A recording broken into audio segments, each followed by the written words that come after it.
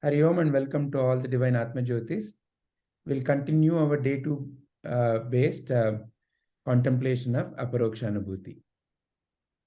Deepaji? Sir, it is question number 10. Who is Ishvara? Sure.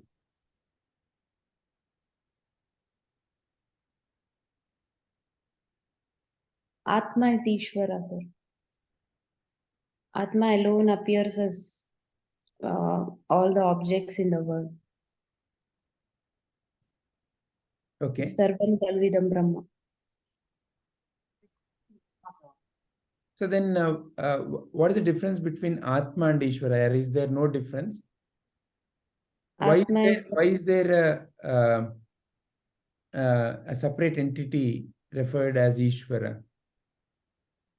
We are the part of Ishvara, and Ishvara is the universal consciousness out of whom we have come. Out of whom we have come. So Yes. can you explain that better? When you say out of whom we have come, who is that we who has come?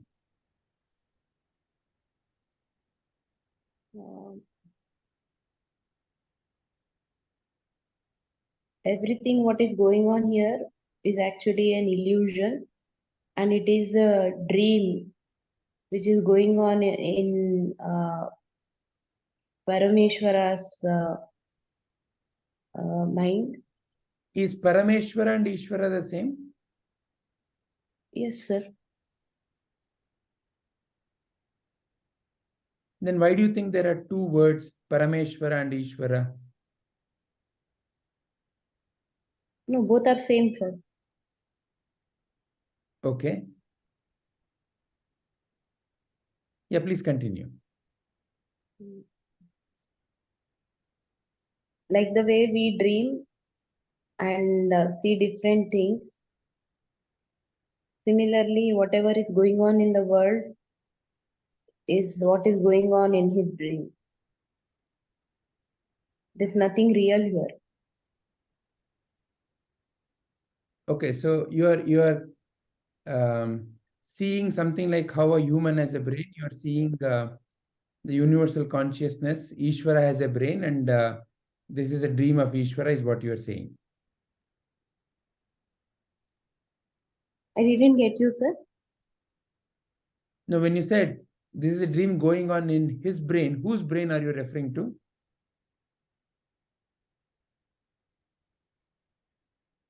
In Ishvara's brain. In Ishvara's brain. Now, how would you say all this?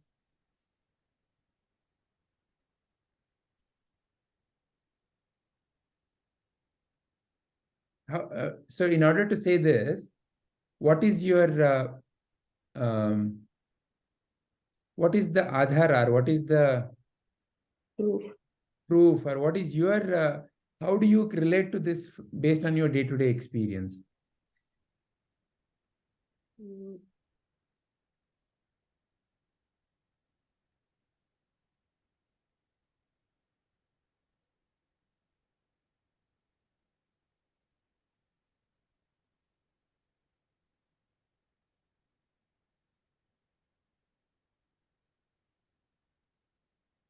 The world here appears to be there.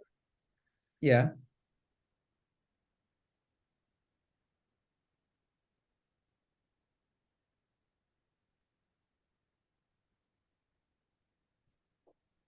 And what keeps changing is mithya.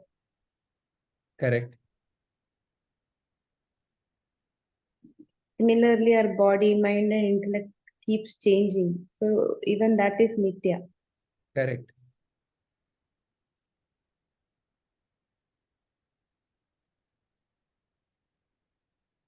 Everything is going on in this world, and only that is satya, because that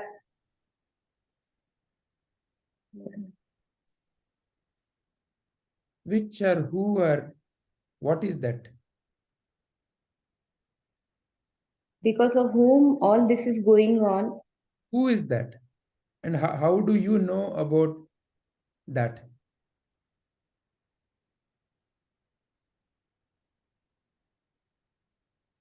there must be some creator because of whom all this is going on. And I refer to how do that. you recognize that? How do you recognize that?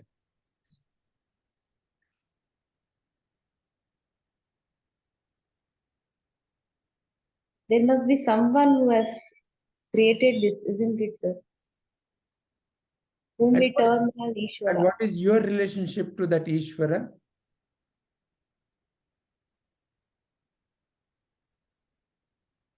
I'm just a part of Ishvara. And how do you know that? How do you say that?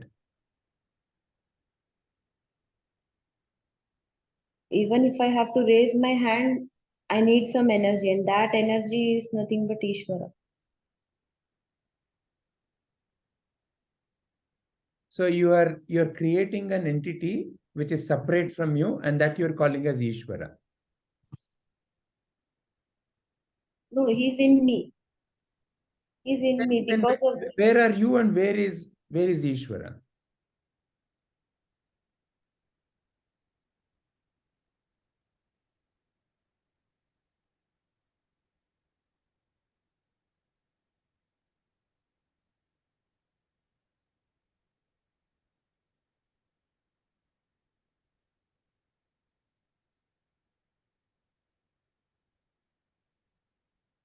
I am in this very creation created by him, sir. Correct. But where are you? Then you must know where you are, right? When you keep saying, I am in this creation, where I am are you? in the creation that he has created. I'm in So this creation itself. where, who, as what? You just now said, your body, mind, everything is mithya, it is changing. So I'm assuming you're not referring to the body and the mind. Are you? Yeah, yeah. Then how can the body and mind be you?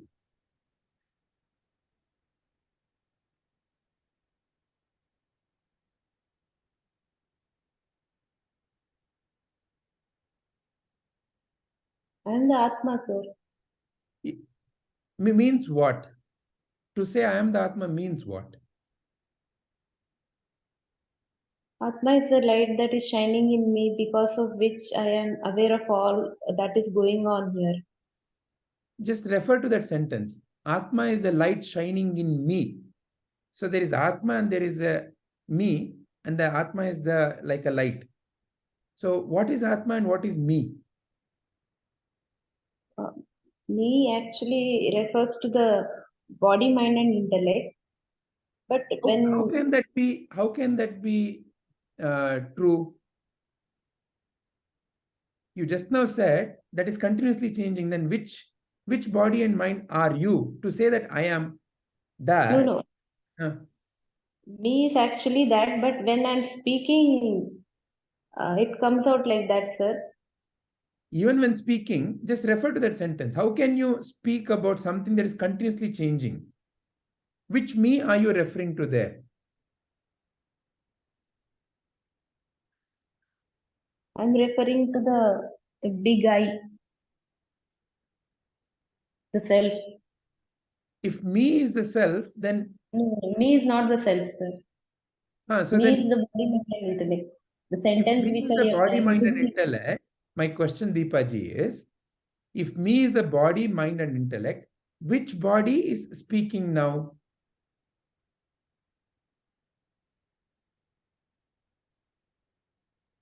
When you say I am that which is body, mind, and intellect, as which body, which mind, and which intellect, which one are you? Because you yourself said it is continuously changing.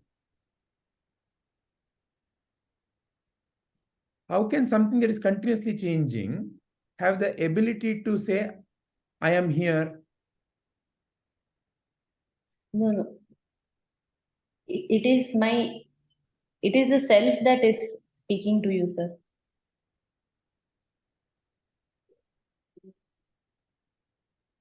So when you say like that,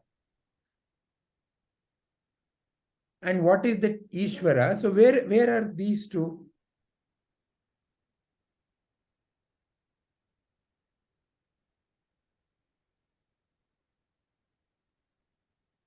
Which two, sir?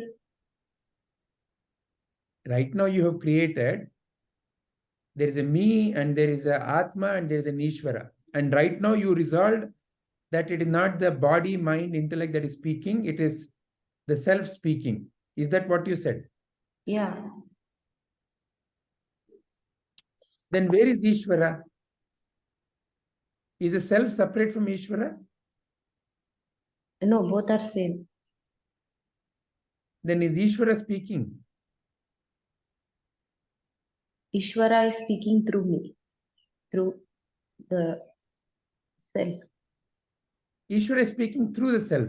What is this? Explain this. Sorry. Ishvara is speaking through me, sir. Again, who is this me who Ishvara is speaking through?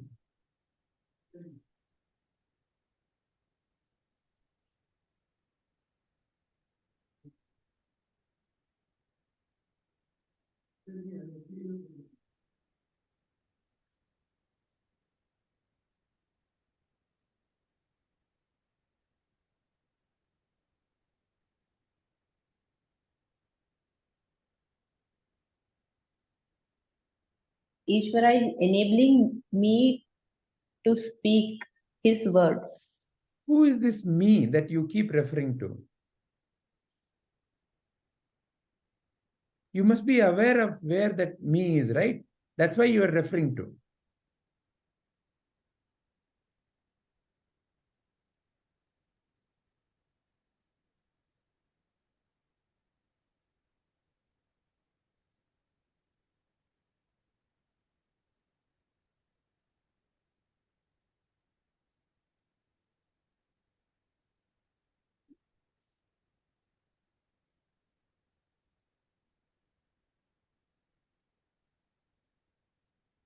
I give up, sir. You tell the answer. No, it's not about telling the answer. See, it's like if I tell the answer, you will right now how you have accepted Ishvara as an answer, you will accept it. If you think I know it better, or if you think I may not know it better, you may still accept, or you may still have doubts. So it is not about telling the answer.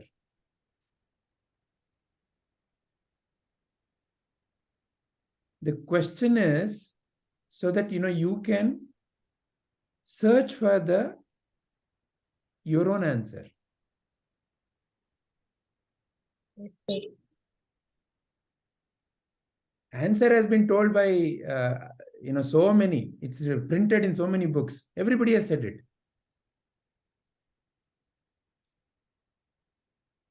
Yes, sir.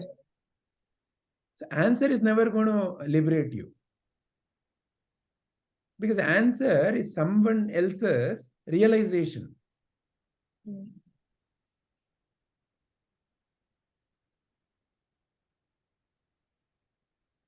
This discussion is within you to see who is this Ishvara, who is this Atma, who is this me.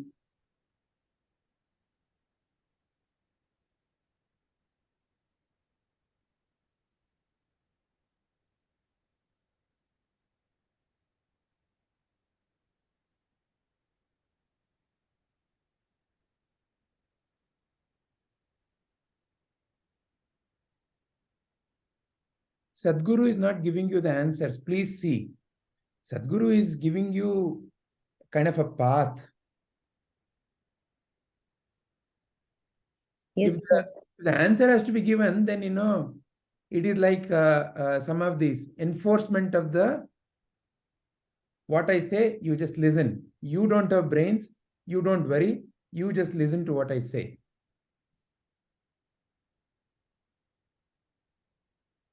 And if you don't listen, I warn you, right? That's that approach.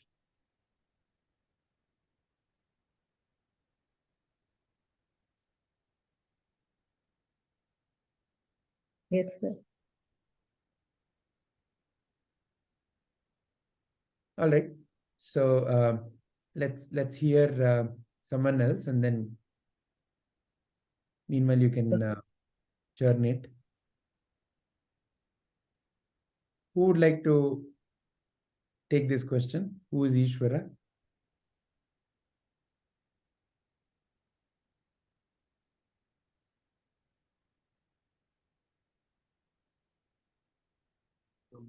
Vijayji, Yes, Arjunji. Ishvara is that all-pervading. Arjunji, your voice is not very clearly audible, Arjunji. Okay, even now? And now it is better, Arjunji. Ishvara is nothing, is that pervading consciousness and consciousness and existence, which pervades everywhere, including in stones, me, and everywhere. The existence part of it, stones and all. In me, it may be reflecting as a consciousness also. I know that's the thing. So that's the all-pervading nature of existence itself. Okay, so again, when you say in me, can you distinguish between who is this me and how is that separate from Ishvara? Yeah, like it's like the analogy of the fan, and the electricity. So If you can you kindly turn if you speak like this, we are able to hear you. Okay. What I feel is it's the distinction between the fan and the electricity. The fan, when I say it's just the outer appearance, it's a tool or an object, and my body is that object. But what flows through that object is nothing but the electricity, which is nothing but the consciousness and existence. So now, who is responding now? Who is responding now? Yeah. As of now, it is the gross entity of the Ishvara, or which is that nothing but the body, mind, and intelligent complex, which is responding. So, how can the body, mind, intellect complex, which is fundamentally unconscious, respond? Just like the fan, which is fundamentally not on its own, cannot turn or rotate. In the same way, this body, mind, intelligence also cannot have any existence without that the Ishvara or the other consciousness. So the consciousness, in reality, the consciousness is the one which is responding through the body, mind, intellect complex. So there is no, is there a separate me? There is no separate me. It is an expression of the consciousness in various ways. It's an expression of consciousness in different forms. So then, if you have to provide your definition or your explanation of who is Ishvara, how would you narrate it? Ishvara is that ever pervading, ever prevailing existence, which is there, which was there, which is there, and which will be there in a continuum. And in every being, in every non-being, as per like things in the world. Very nice. Then is there a difference between Ishvara and Atma? No difference. It's this one and the same. Is there a difference between then Ishvara and the word Parabrahma? That's a clarity which I would like to seek from you. I am a bit confused over there. Okay, all right. So essentially what you are saying is Atma and Ishvara are one and the same. Yeah, they are one and the same. Is that agreeable? But please. The only thing is Parabrahma and Ishvara is something which I am not very clear. Sure. Ishvara is the Saguna, Parabrahma is the Nirguna. Oh, The contentless awareness is Parabrahma, and with all the names and the forms is, at a universal level, is referred as Ishvara. What is Saguna, sir? So when you look at this creation, you see various forms with various characteristics. So for example, chili, tomato, cucumber, tiger, cow, man, woman, Indian, American. So when you notice, there are so many distinct forms and so many distinct characters. However, when you examine, for example, what is wave?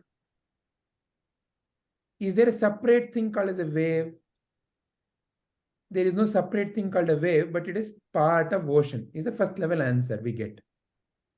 It is nothing but ocean. Then when we ask, what is ocean?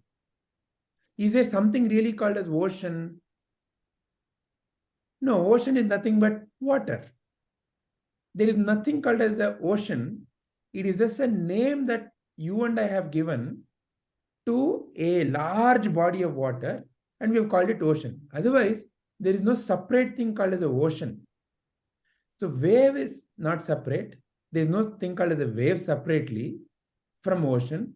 Ocean itself is not separate thing from water. Now, when you ask the next level question then, so then what is water? When you ask what is water, then what comes to your mind? Maybe based God. on the, yeah, go ahead. God comes to my mind. Sure. How does God come to your mind? Who is God? God, it is because of whom everything exists here. So whatever exists here is the God. Is God, right? So now water is God. So now what is God? The creator who has created everything. You're giving me a different name to that same word. I'm asking you what is God? You're just giving me another word. God is all powerful.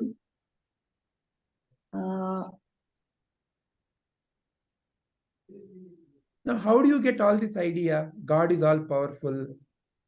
How did you get this idea? Because these are the things which as a body, mind, and intellect, I feel is difficult for me to create. Is all powerful. Again, difficult for me to create.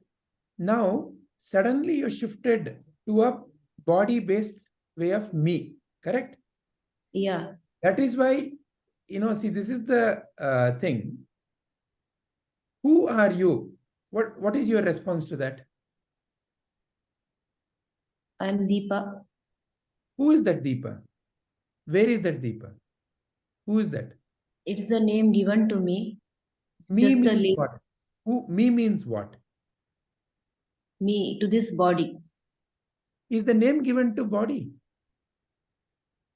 If that was the case, which Deepa's body are we referring to? The 3-month-old, 3-year-old, 13-year-old, or the current one? Which body should be called Deepa? Then you must be something else. You must have taken over the Deepa's body.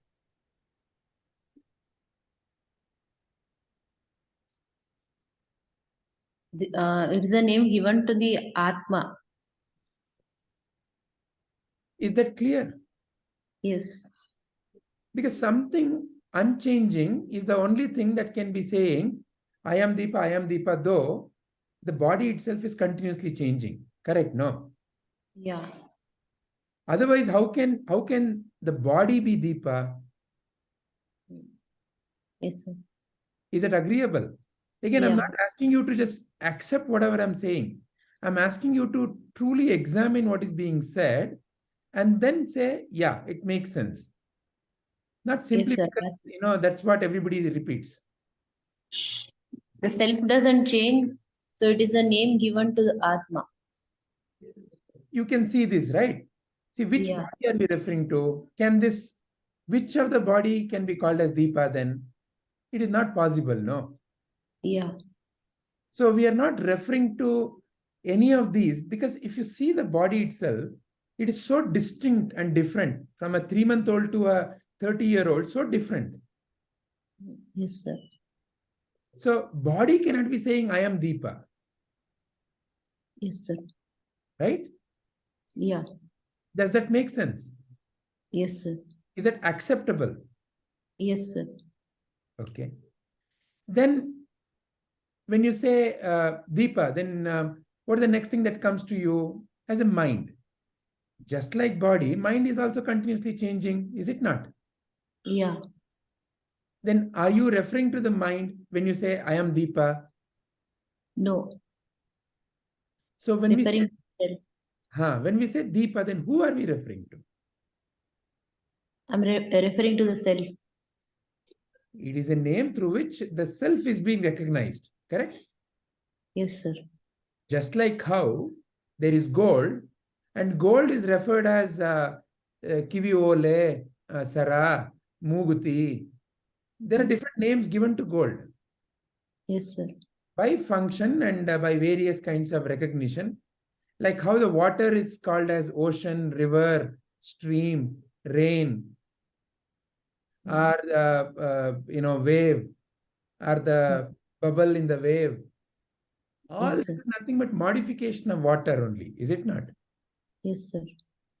Is there anything separate from water in this example?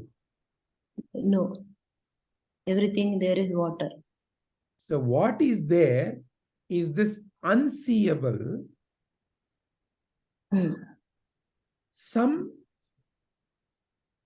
nobody can really explain in terms of it is that or this. See, when you look at your own body, you can say, okay, body is a finger, eyes, ears, nose. So you have a definite shape and form and characters. Okay, so eye is the organ through which you are able to perceive light. Ear is the organ through which you are able to perceive sound. Like that, different organs, different parts have different characteristics. Yes, sir. So this is like, when the gold is used as a kiviole, it is worn on the kivi. As a muguti, it is worn on the nose. Yes, sir. As a sara, it is worn on the neck. Yes, sir. But gold itself then must be something beyond all this, in the sense that it has all these characteristics. Yes, sir. So it's a sum total of all the characteristics. Yes, sir. So now the sum total of all the characteristics, there is no way to know, because there are infinite things in the world. Yes, sir. So it's a container of all these. So, which means the gold itself is the container of the kiviole, muguti, sara. The consciousness is a container of all these millions of varieties that you see. Yes, sir. So that is a saguna. So when you recognize, oh, in the tree, in the bird, in the water, in the river, in the hand, in the nose, in the very thought that is being thought, it is nothing but consciousness only. Yes, sir. And it is a consciousness which has all these contained in it, is it not? Yes, sir. So that aspect of consciousness is the saguna, means with guna. However, just like how this space is a container of all these forms, space itself is, you cannot define space. The only way is it's a container of all this that is coming and going, right? Yes, sir. So you cannot say space is on the XYZ characters only. So that is the nirguna. So as pure awareness, as pure material for all this, it is beyond any of these characters. So you are that Para Brahma, Nirguna, Nirakara, that pure awareness. Yes, sir. However, for functional purposes, when that gold is used, it can be used only as a earring, as a nose ring, as a pendulum. Otherwise, there is no function of the gold, right? Yes, sir. So Rama and Krishna, they are all Saguna Brahmans because they have the qualities or the shape, form and all. You can refer to the Rama and Krishna as that historical entity called Rama, who we refer as Ramo Vigrahavan Dharmaha, who gave up his kingdom, who fought with Ravana. So that is a Saguna. Yes, sir. Right? So now, Yes. Krishna showcased many other qualities of the same Parabrahma. So the qualities, there are some qualities that you see in Rama that you do not see in that you see in Krishna that you do not see in Rama. Yes. But the sum total of all this must be part of that which you call as Parabrahma. So when there is a with quality, when what appears, the sum total of all this is called as Ishvara. Yes, sir. So Ishvara is, as an example, ocean. Because in the ocean, there is large wave, small wave, the bubble on the wave, the whatever the water particles that sprinkle up. All of that is ocean, no? Yes, sir. Ocean is equivalent of Ishvara. Yes, sir. Water is equivalent of Parabrahma. Yes, sir. Because you cannot take out water separate from anything in that ocean. Can you separate water from ocean? No. But through discrimination, you know that there is the fundamental entity. There is a Mula Vastu, which is the reason, which is the cause of all of this. Yes, sir. That Mula Vastu is water. Yes, sir. Like that, the Mula Vastu is referred as the Parabrahma. Yes. And that is the one which appears as all of this. Yes, sir. But just because it appears of all of this, that itself is not changing. There is no change to water just because it appeared as ocean, as rain, as river, as stream. Water has continuously remained as water only. Yes, sir. And you, as pure awareness, has always remained as that. Yes, sir.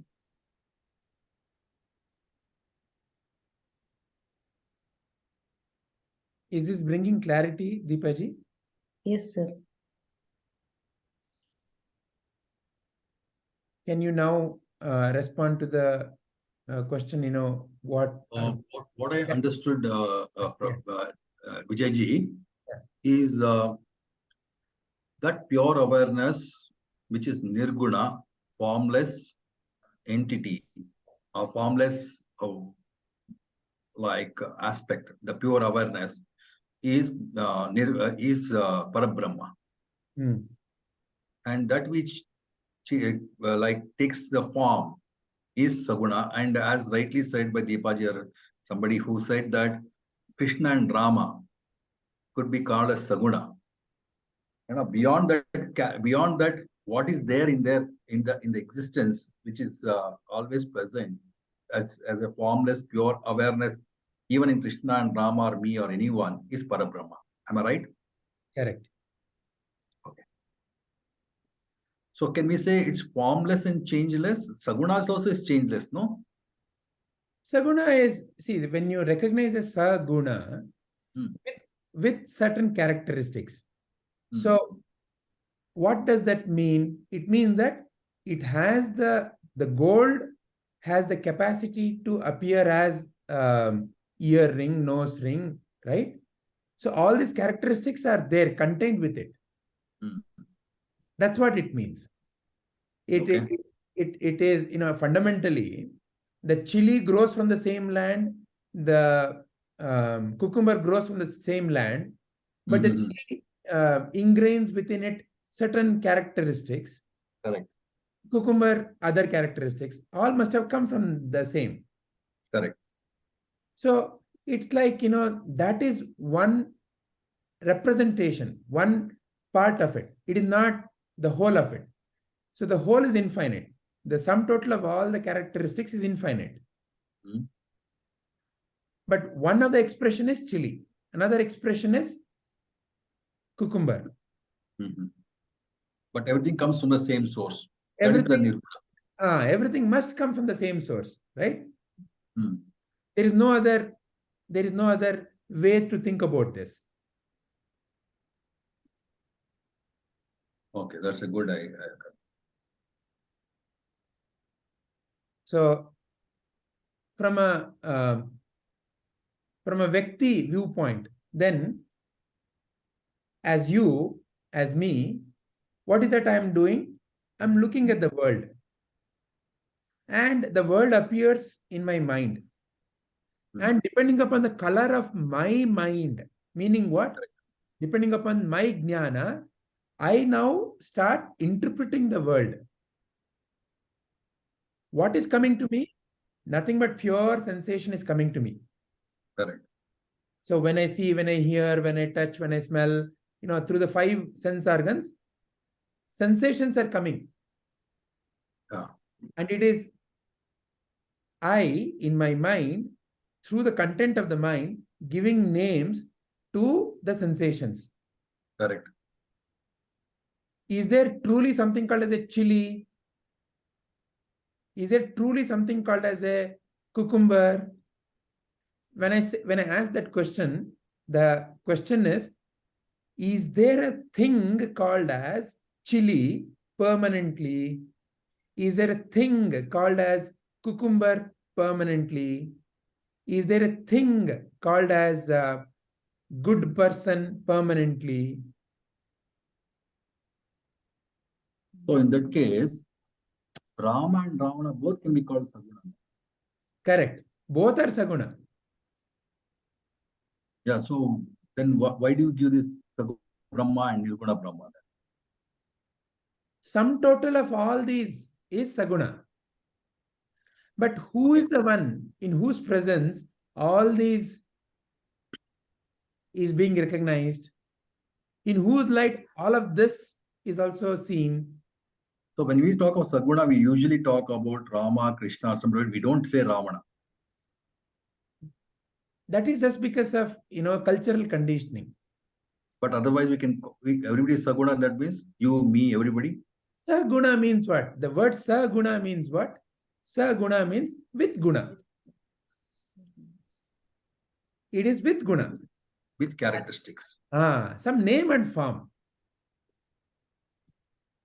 Wave, small wave, big wave, destructive wave, tsunami. Are they separate? When you localize your viewpoint, then you can say, yeah, they are separate. When you put a boundary. But is that boundary a reality? Is there truly something called as a small wave, big wave? It appeared and disappeared. What is appearing and disappearing when it is given a name and the form? That is Saguna. Because to give a name and the form, you have to recognize it with something. No. You say chili is, you have to describe chili. Chili is, it causes irritation. you say something about it. Yeah. You'll be able to describe something. And how do you describe? By what it does to you, which is recognizable through your five senses. Fundamentally, therefore, what is world? World is what you perceive through your five senses only. That is why, there is only Pancha Mahabhutas. Why? Because it is perceived through your five senses. You Correct. see, because in order to describe, you have to perceive it through your senses. Otherwise, how will you describe?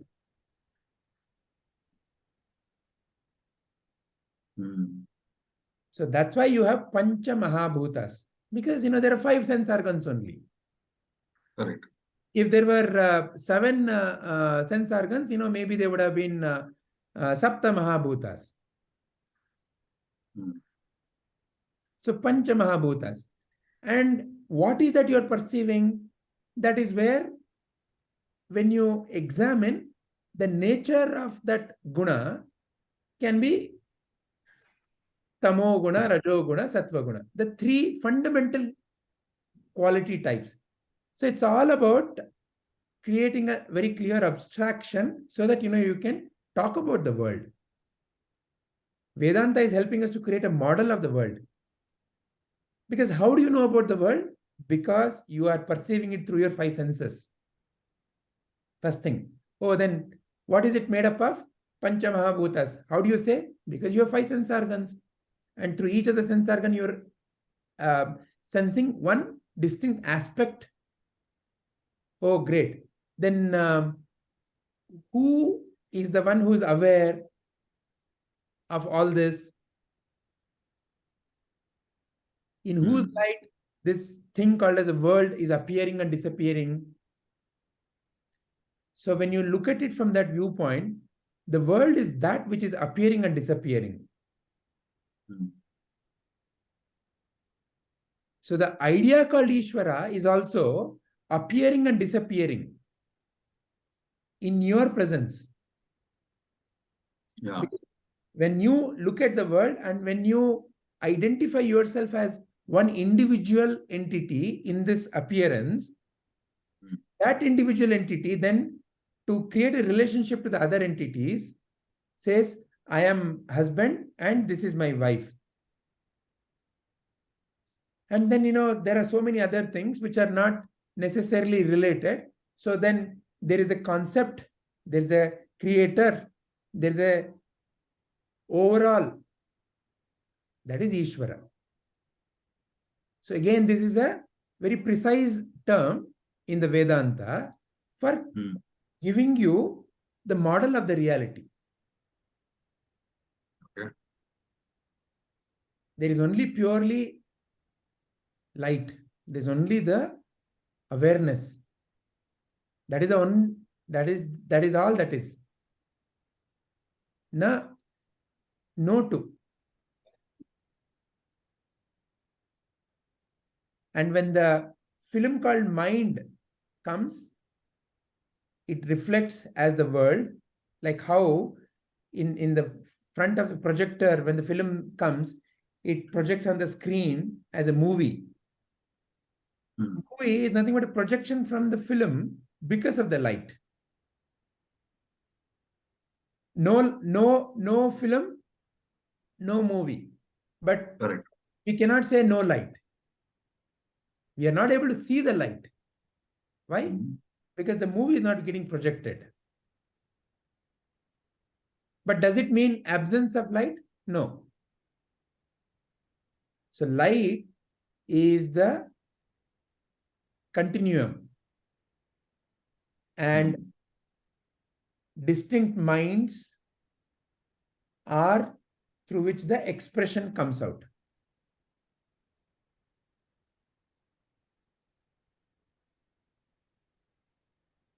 Okay. Is this bringing clarity? Absolutely. So that which appears as any gunas is called saguna, and that which is beyond the form or behind the form is the nirguna. beyond the name and the form. That is truly who you are. Because when we talk about anything, right? For example, what is a book made up of? We have to talk about the material. So this is looking at the world from the material viewpoint. What is the material for the book? We say material for the book is paper. Then, when we ask the next question, what is paper? Like that, when we are looking at this, Vedanta takes this viewpoint of what is it made up of? As you go deeper and deeper and deeper, fundamentally what remains, which cannot be separated out, which cannot be removed, must be the only truth. Yeah. That which is the foundation of everything.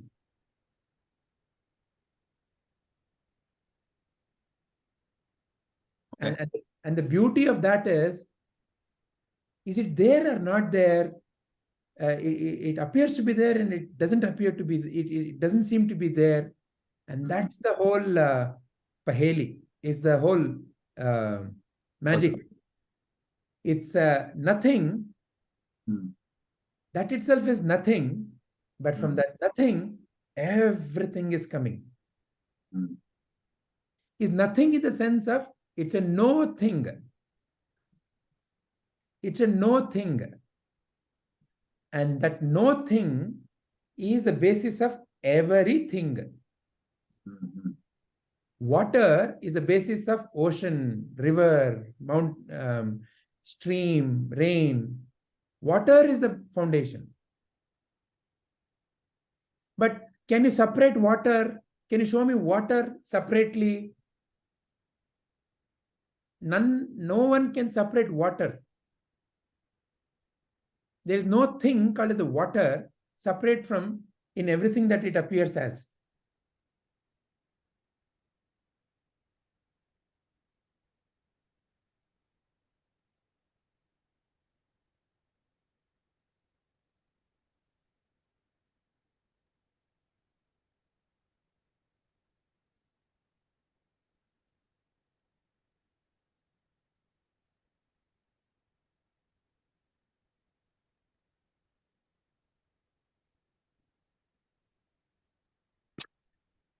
Deepaji?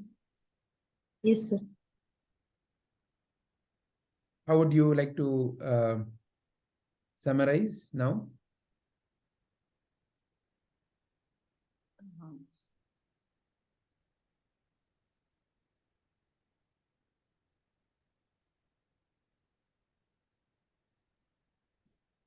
Ishvara is the Atma,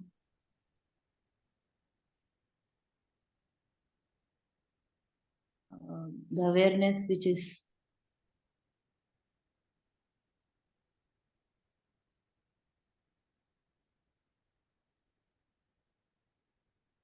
which is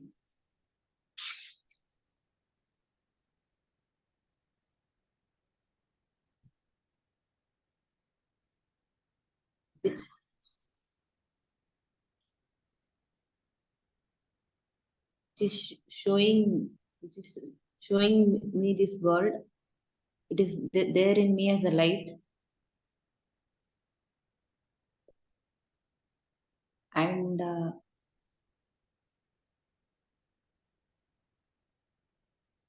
beyond that is Parabrahma.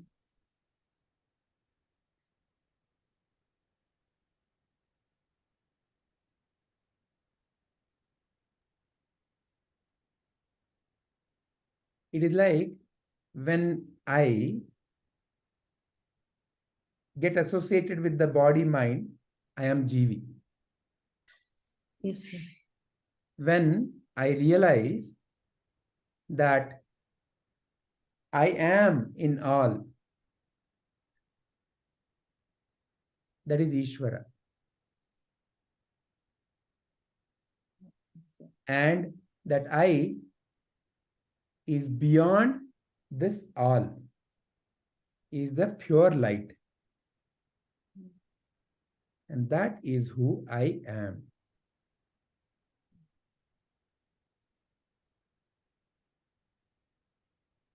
come back again, sir, if you don't mind. When I recognize with this body and mind only, because of my ignorance, I am Jivi. When I see me in all, that is Ishvara.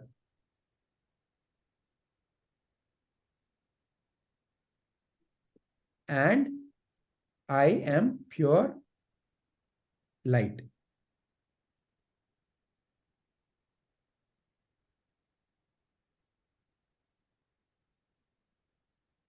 You're not audible, Arjunji. I am pure light is a pure awareness, what you're talking about. Is pure awareness.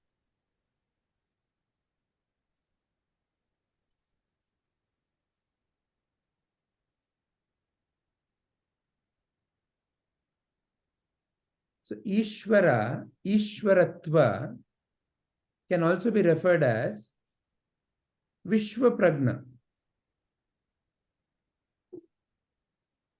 It's like when you see yourself as a body and mind, you don't think of your finger as separate from you, your nail as separate from you, your hair as separate from you. You see this as one whole entity. You feel it like one. There is no sense of separation, right? You don't say that my hand is separate from me. This whole is who I am, is how a Jivi recognizes. For example, that other day I was reading about Ramakrishna Paramahamsa, and very nicely written by his disciple.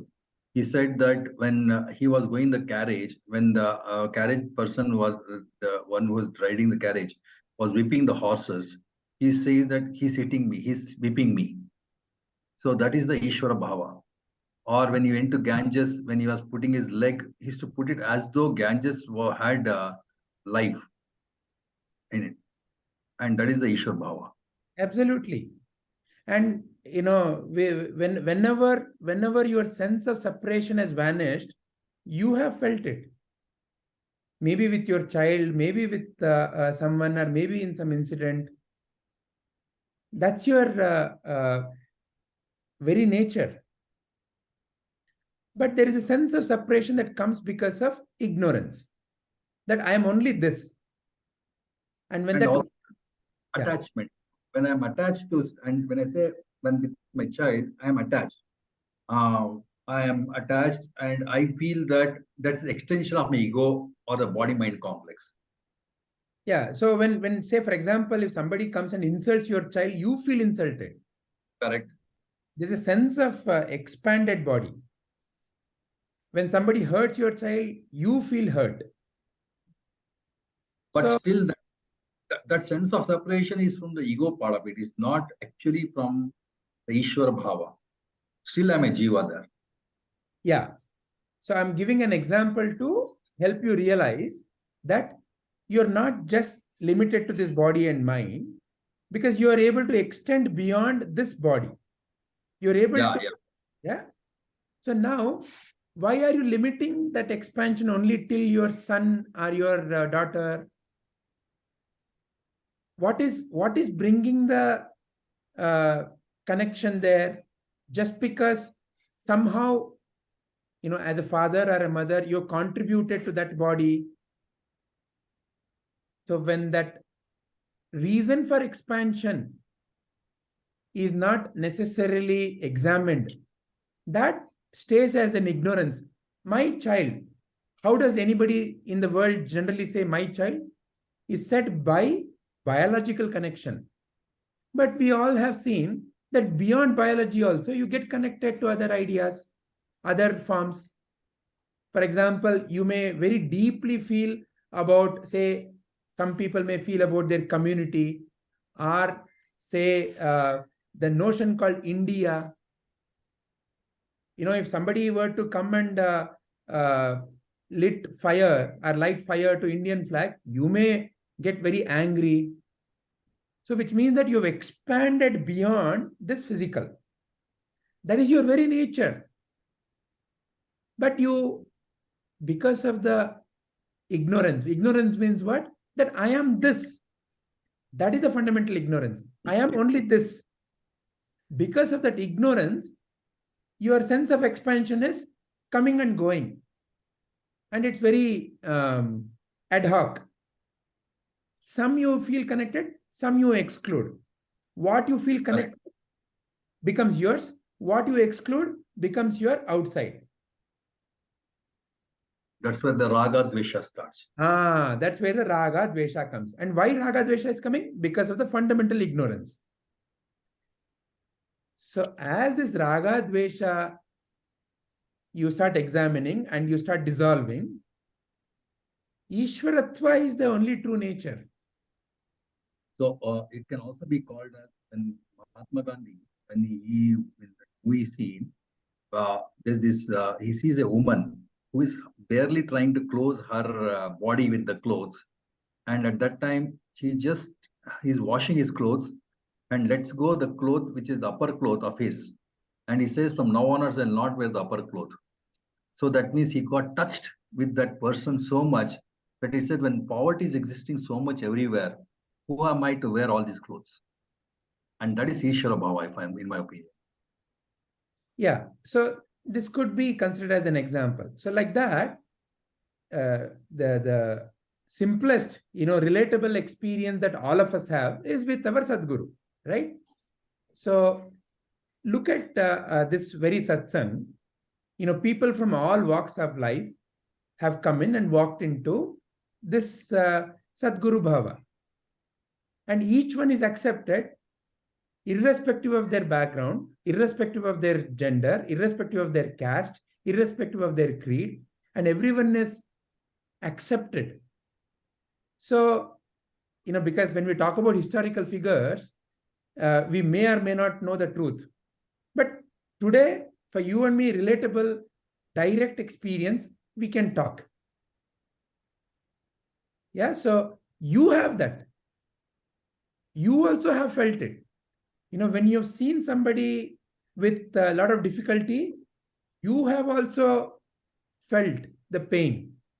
It is not that, it is something special. However, because of the ignorance, it kind of draws a boundary, some artificial boundary in the mind, that I'm only this much.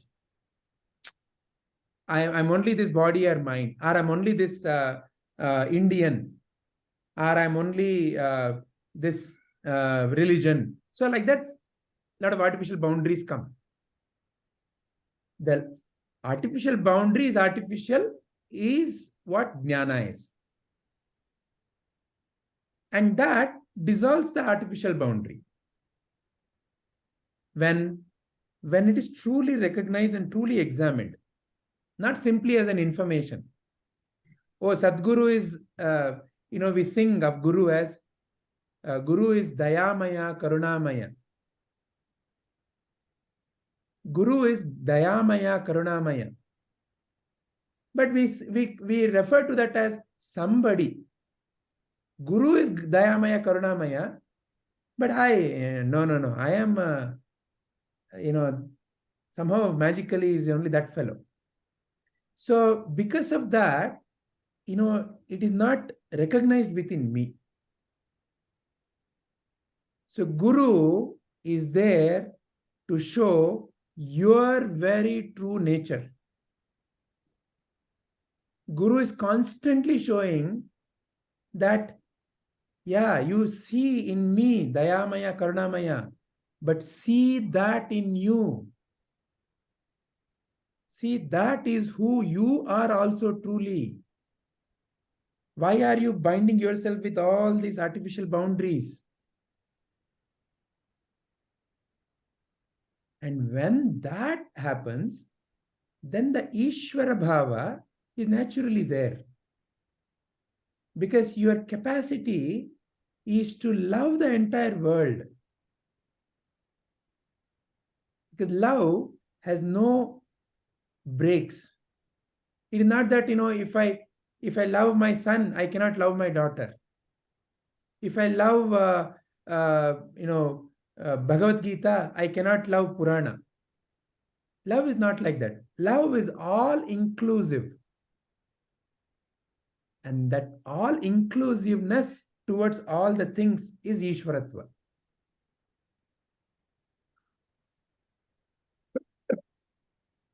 And that is your expression. Ishvaratva is your expression of your inherent power. Vishwaprajna is your capacity to grow, to contain everything. Not as a concept, not as a statement, but in the very way you live and feel about life. Because a tree is truly not separate from you. The water is truly not separate from you.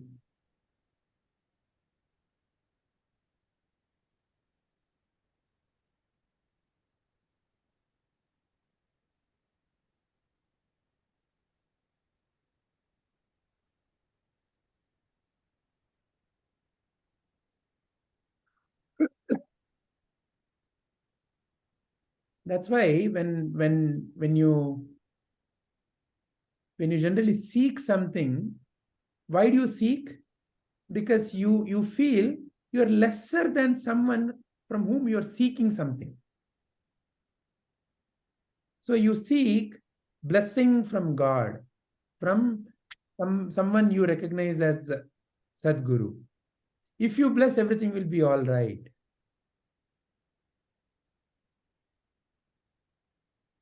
Forgetting you are that.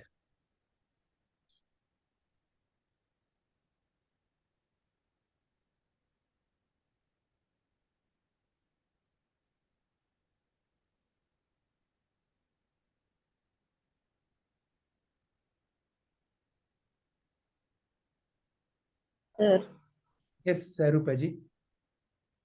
Sir, how to get rid of all these feelings that we feel separate from others? Like we are attached to our loved ones. We don't feel that they are different from us. We feel that they are all part of us only. But when it comes to others, we don't have that feeling. Correct. That's why Seva, Sadguru, Satsanga. That's the only way, Rupaji. Seva means what? Seva means you offer something of value to someone who cannot really repay anything back to you.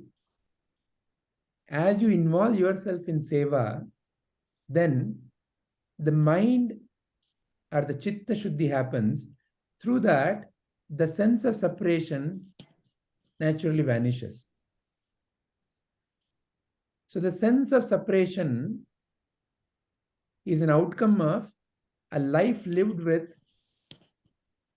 dedication, love, and commitment towards Seva.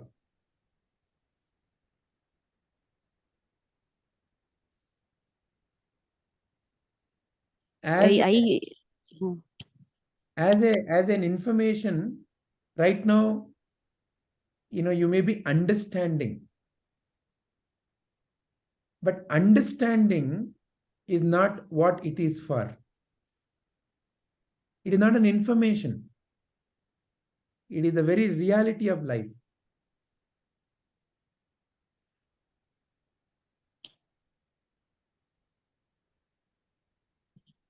It is difficult to be in that state only, sir, living in this Again, world. who's saying it is difficult? Who's saying it is difficult? My mind. Again, how can your mind say something without your power? Who is that who is answering?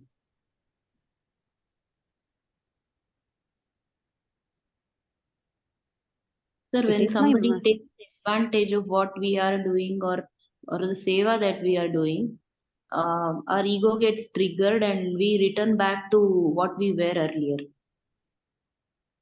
So when you recognize that, you are returning back, what stops you from recognizing that I'm returning back and I am offering? So therefore, it doesn't really matter how they use it.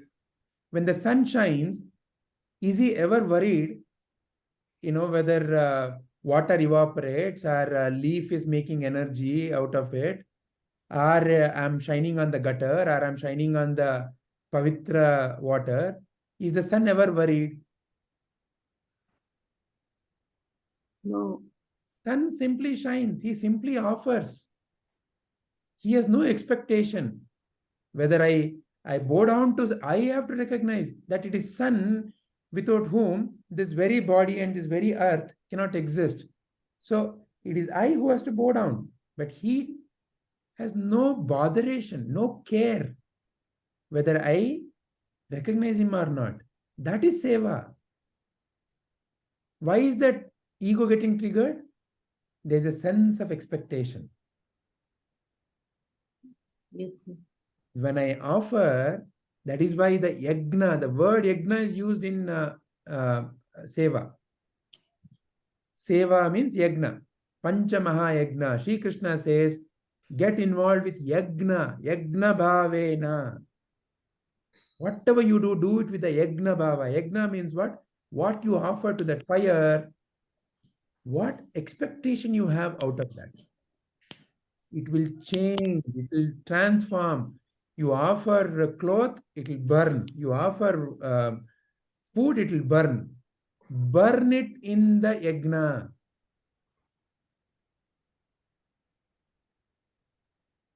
So therefore, among all the yagnas, Jnana Yagna, it is also called Jnana Yagna. Right now, what is that I have to offer to the Jnana Yagna? My own ignorance. When I offer my own ignorance to this Jnana Yagna, then let that burn.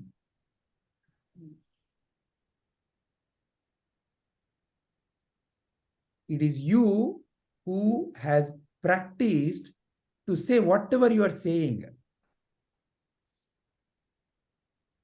So now realize the truth and practice the truth.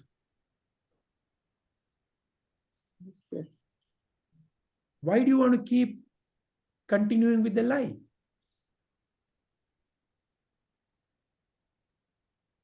Yes, sir.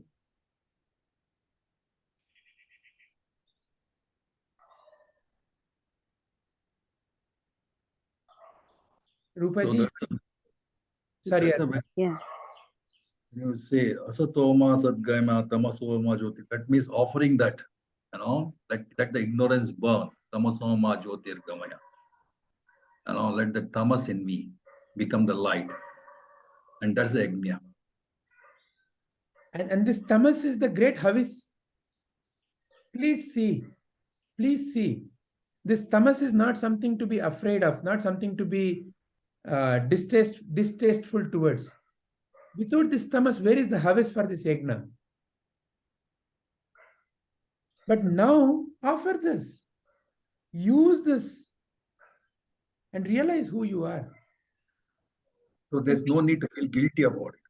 No need to feel guilty. Because without that, where is the havis for the yagna?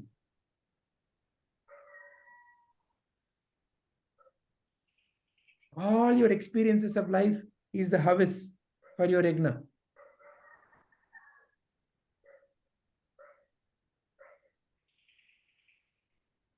You just have to snap out of it.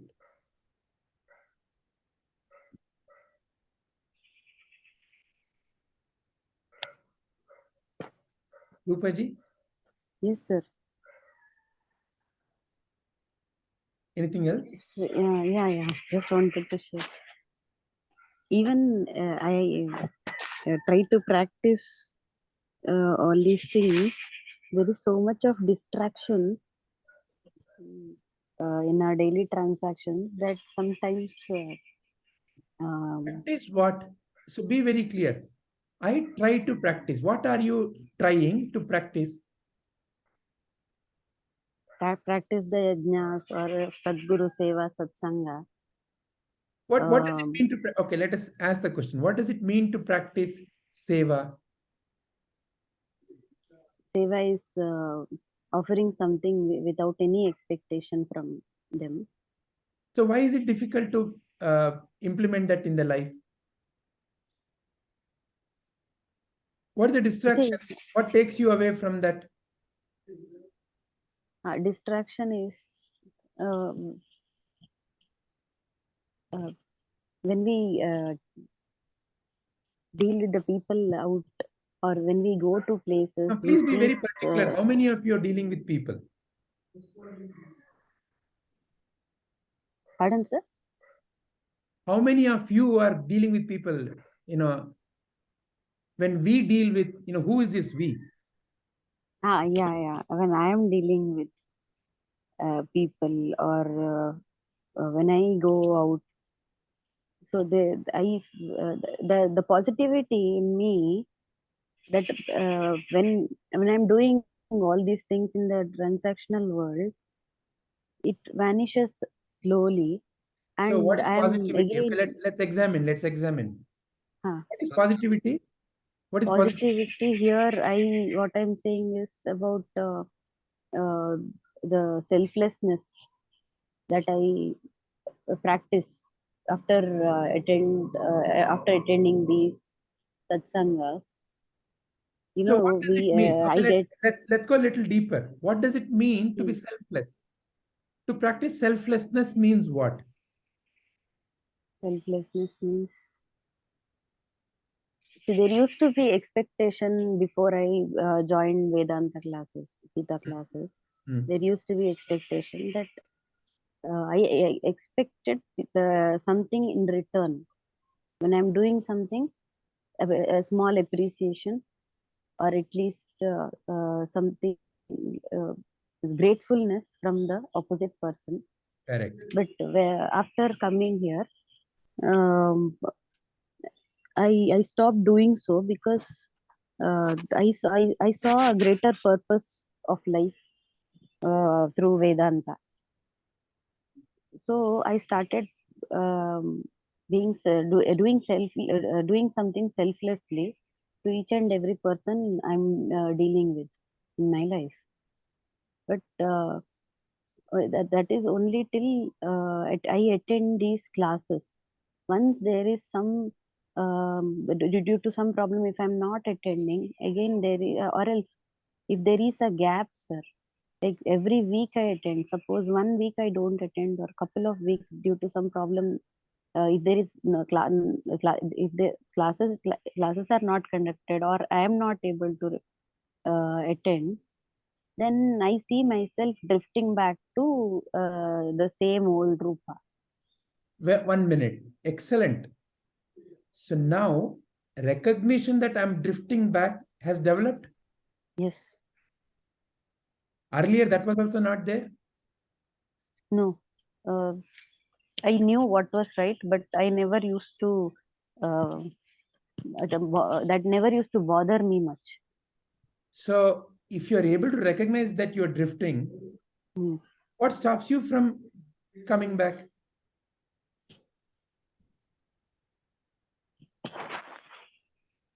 The ego. Yes. The negativities of my mind. So therefore, very simple. Yes, that is why the life is called as the lab for this inner maturity. If there was no lab called life, then simply you hear once and job done. If it was so simple, then there would be no sadhana.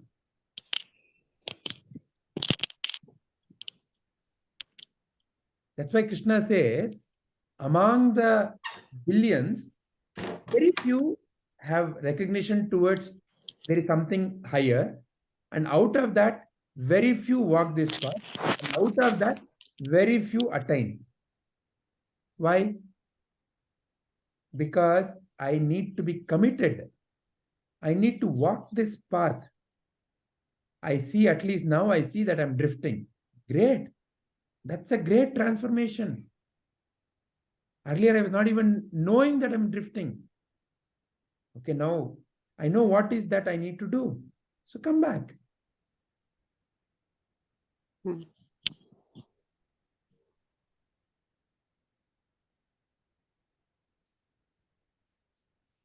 See, that's why at the end we have a prayer. Trayambakam yajamahe sugandhim pushtivardhanam. So what is the true strength we should seek is, the true prayer is, with whatever you feel as a higher power, may I have the strength to carry out this and to realize the true nature. That's the only true prayer that you can have, which will liberate you. And then the right blessing will flow, because what you pay attention to, what you focus on, grows in your life.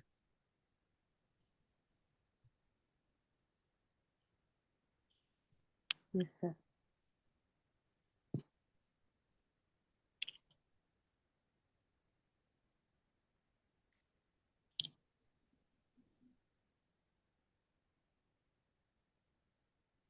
Any other questions, Rupaji? Are you running out of time, sir? No, not at all. Please. The one thing that we never run out of is time. Time changes, but we never run out of time. Because where will you run out of? No, I just wanted to confirm if you have any other classes, then No, we can. please. Yeah. Yeah, sir. In Tattvabodha revision that we are doing with Padmaji, we got a question, Yeah. a doubt. So we thought of sharing that with you, or getting it cleared from you, sir. The doubt was about liberation, sir. About? Like, liberation. Liberation. Yeah, is that we were discussing about the rebirth. So we were talking about Jivan Mukta and all. So for a Jivan Mukta, once he realized that person, for that person, no matter what comes in life, he is not in this transactional world at all. So whatever is happening, good or bad, he will lead his life along with that. And once he dies, will he be reborn again? That was the question. Okay. So now this question is coming from a certain assumption. Let's first understand the assumption which is raising this question.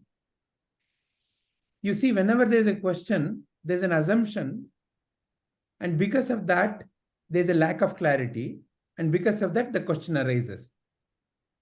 Correct? Yeah. So what is the assumption for this question?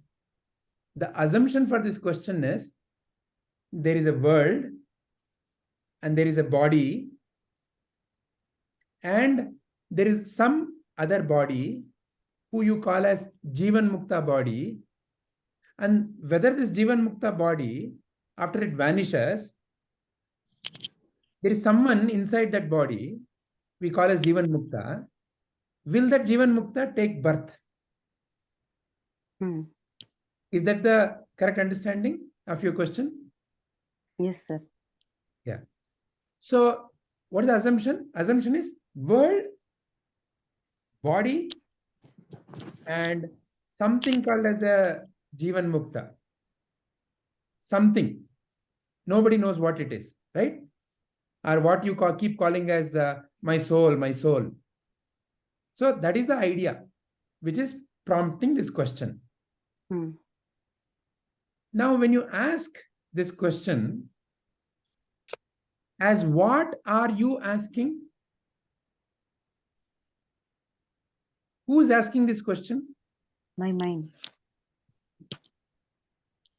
Again, Rupaji, when you keep saying my mind, what in your mind? It's like saying that who is asking? My nose is asking the question. Does it even make sense to say something like that?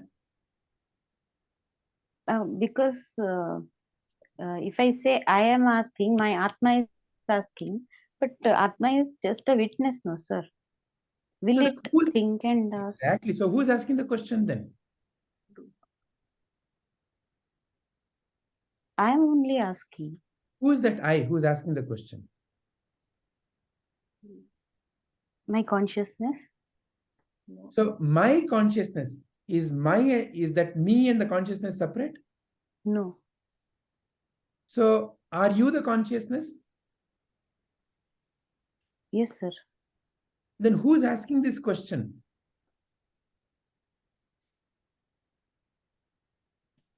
As consciousness, when were you born? 40 years ago. Really? How do you know No. that?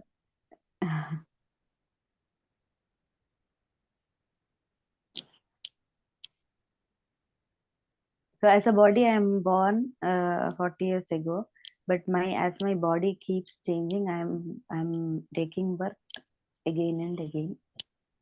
You are not taking birth. You are the awareness in whose presence you are able to see the change happening to your body and your mind. How can you say when you were born as consciousness? How do you know when you were born?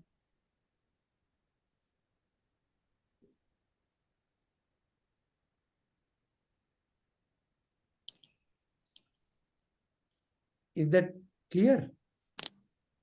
As consciousness, how can I say that I am born? When were you born? Because birth, to say I was born, there must be somebody before to recognize birth, no?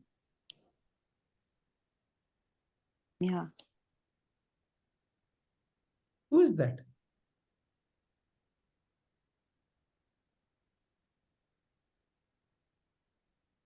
When do you say that day has come? Now it is night. You see in your mind some situations of world and you refer it as day. And some other situations you refer it as night. In one sense, you can say day is dead, night is born.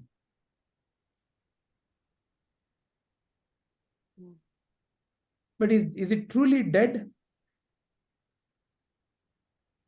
No, no. Is it truly born? No. So that fundamental assumption is what is prompting this question.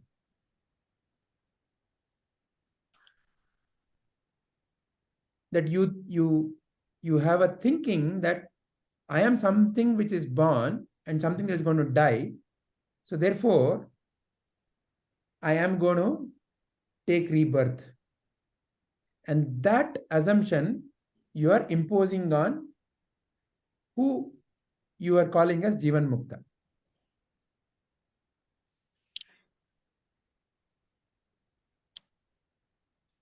What happens to the Atma, sir, of Jivan Mukta? Again, from where is this question coming? This question is assuming there is a Atma of Jivan Mukta, there is a Atma of Deepa, there is a Atma of Shubha, there is a Atma of... So you're thinking of Atma as something again. But it has to take another body, isn't it, sir? Before you jump into that question, when you refer as Atma, this is the assumption in your mind, correct? Yeah. You're thinking there is something inside, Rupa or Deepa, and if you keep opening, there's something called as a Atma.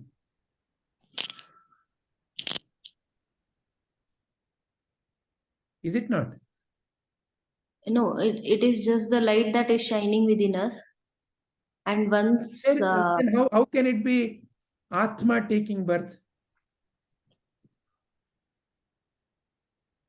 See, the analogy is the movie projector, there is light, right?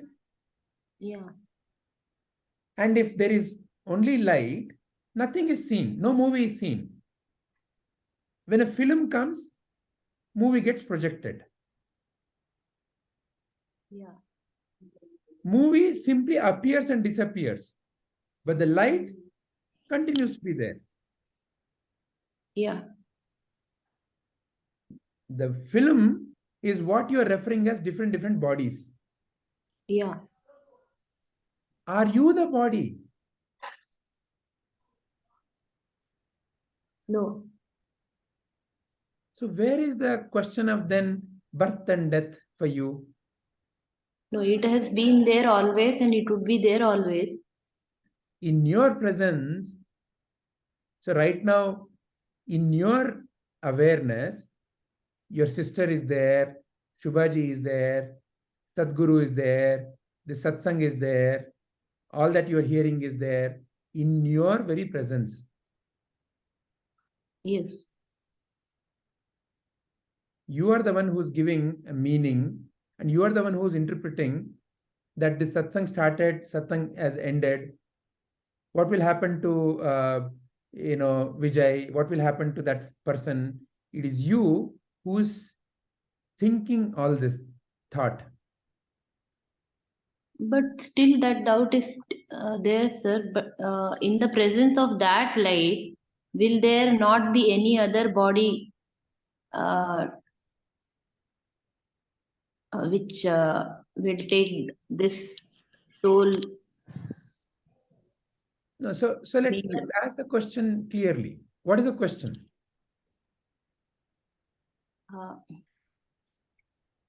When there is no birth and no death for the Atma, I agree with that.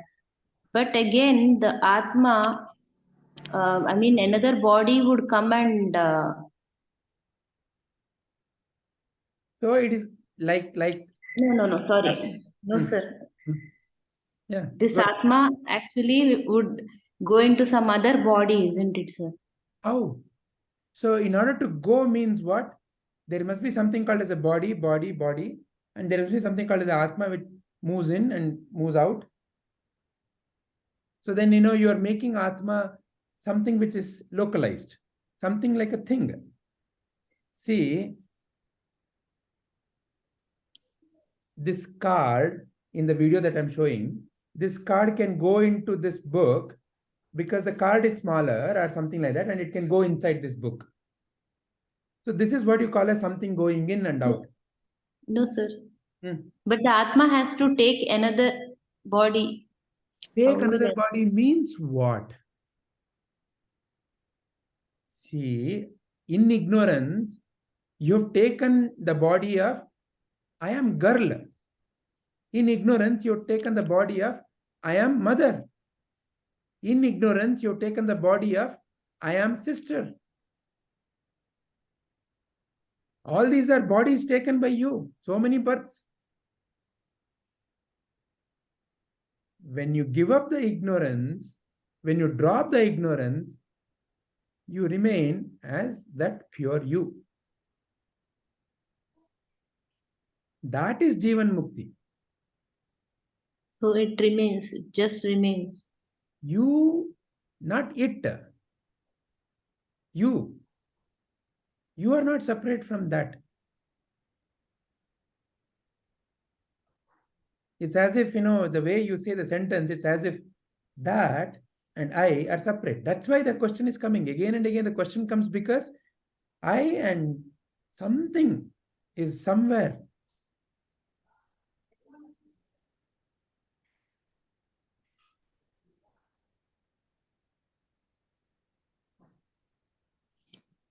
Correct, no? Yes, sir. So the liberation that we talk about it is at the mental level only, isn't it, sir? Let's be very clear about this. Liberation means end of ignorance.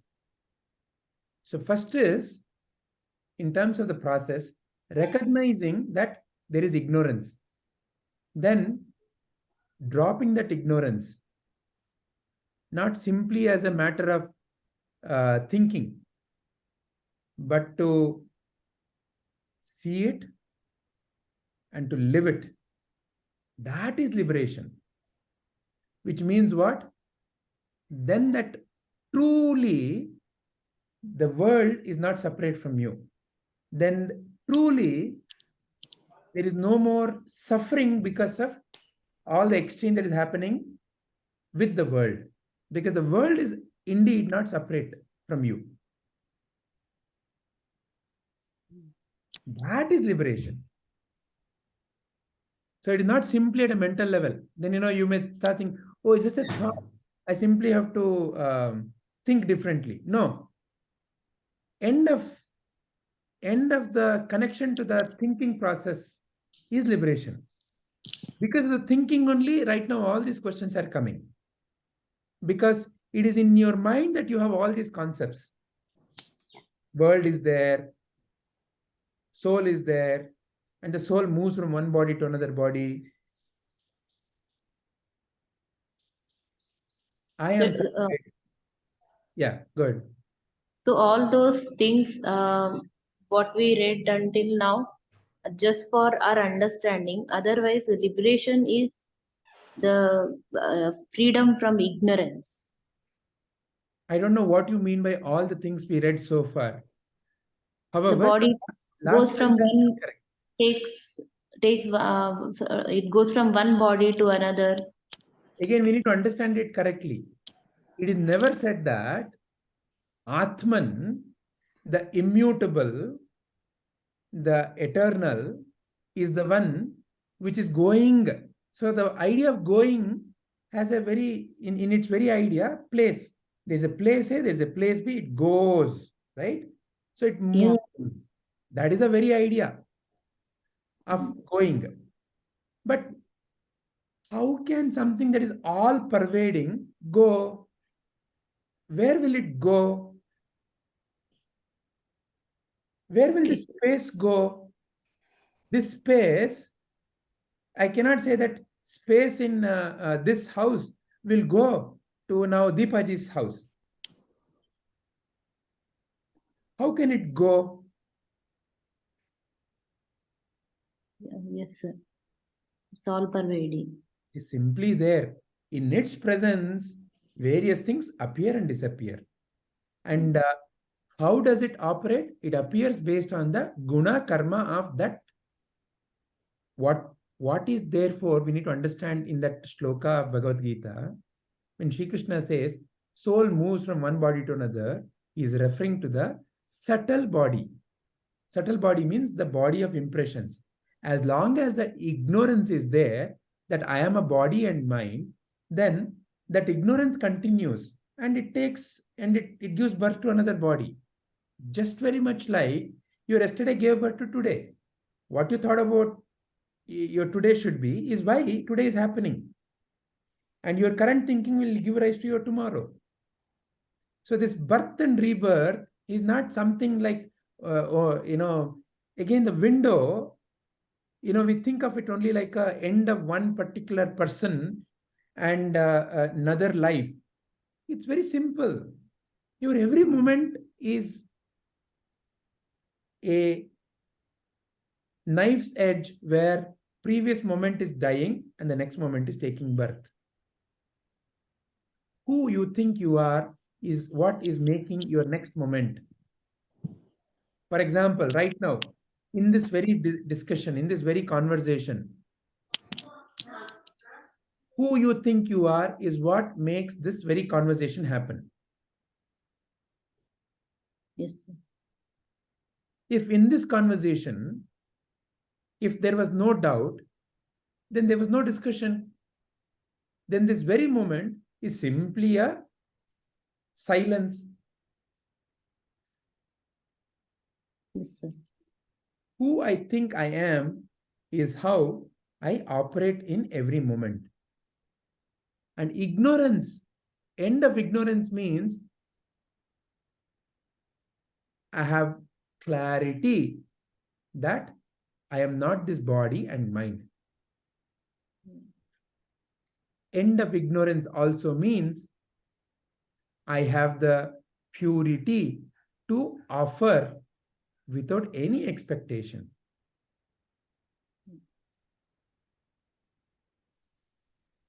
So it means a fulfilling life, a life where there is no more any bondage.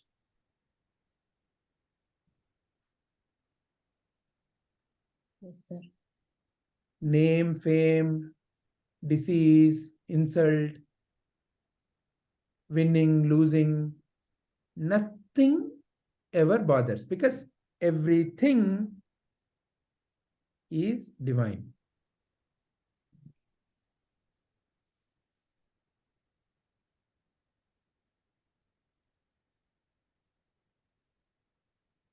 Yes, sir. So if any of the subtle body uh,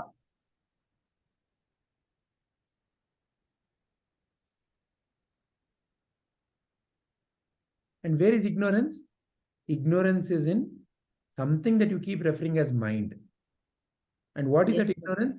That I am somebody is the ignorance.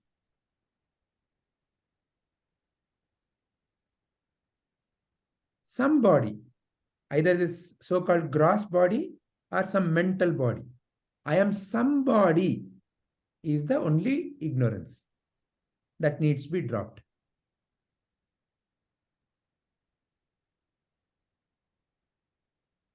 And all this various sadhanas are to enable that.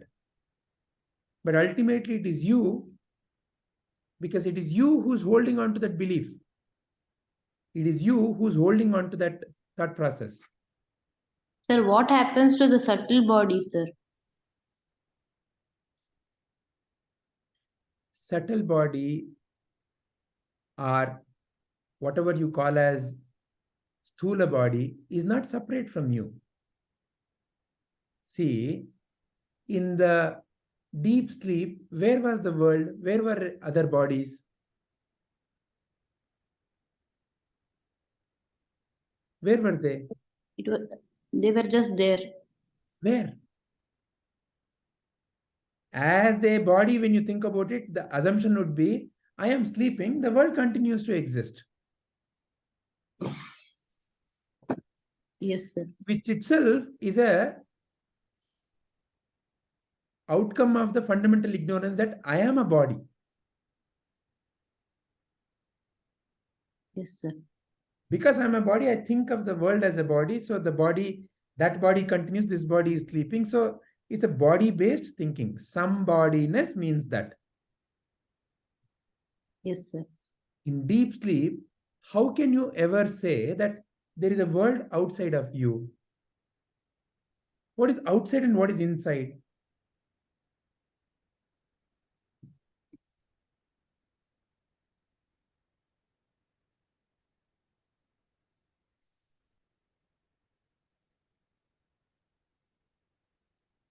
Yes, sir. So liberation simply means you are free from the modifications. You recognized your true nature. You've not become, you recognized your true nature. Aparoksha Anubhuti. I am that.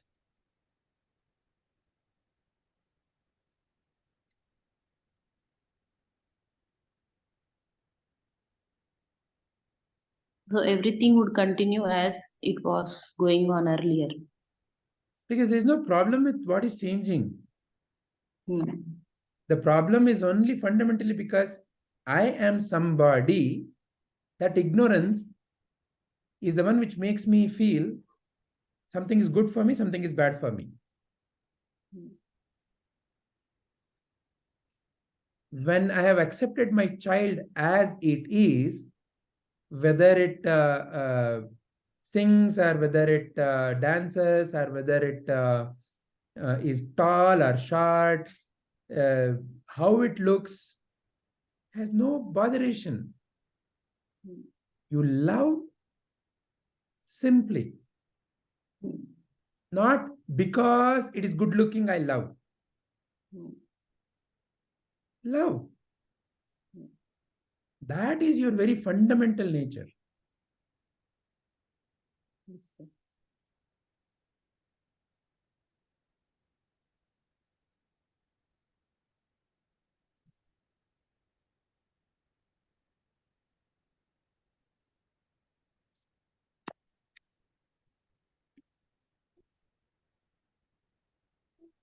Rupaji, any other question?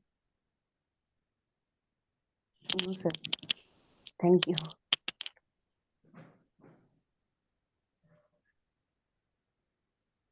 Rupaji, Shilpaji, anything to add, subtract? No, sir. No, sir.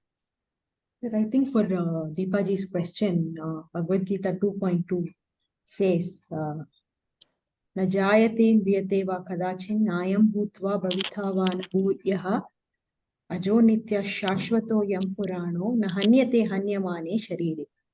So I think that would be an apt this thing. I just wanted to add that. 2.2, isn't it, Shubhaji? Yeah, 2.2. Explain it a little more, Shubhaji. Yeah. Chant it, but explain it. Huh. Yeah. Should I chant it, sir? 2 point, which one you were saying? 2.2, sir. 2.2. न जायते म्रियते वा कदाचिन्. It is not 2.2. It is 2.20. Oh, I'm sorry. Ah. Yeah, 2.20, yeah.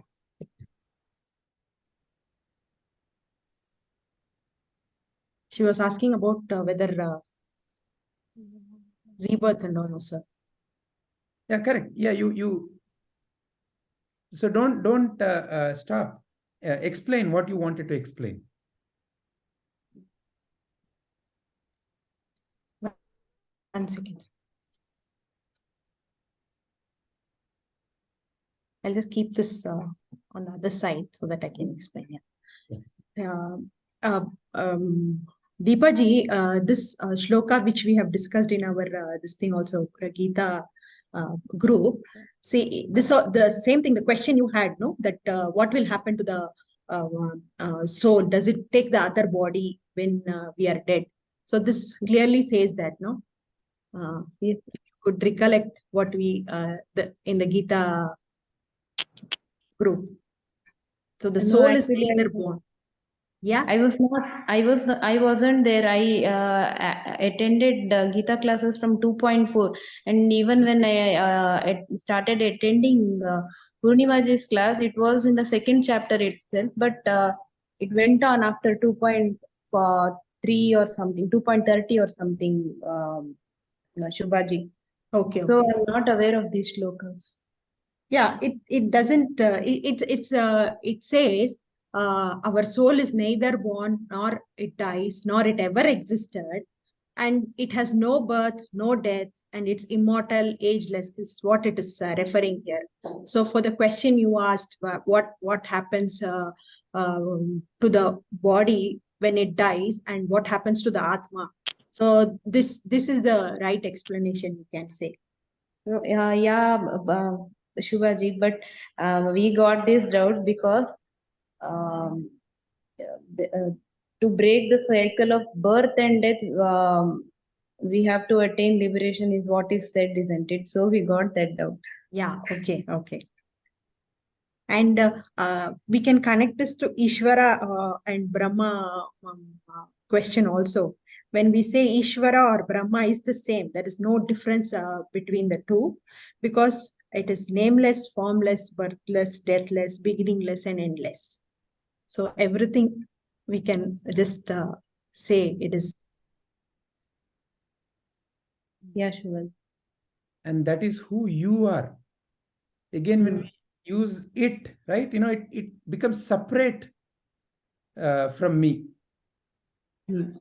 I am that non-dual, unchanging, all-pervading reality.